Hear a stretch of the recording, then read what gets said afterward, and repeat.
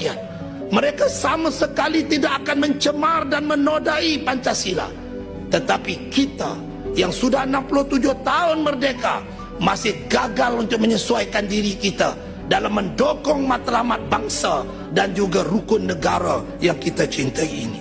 Justru ayo kita semai semangat perpaduan tanpa mengira kaum dan bangsa, kerana saya masih mengingatkan kata orang tua-tua. Apa kata orang tua-tua?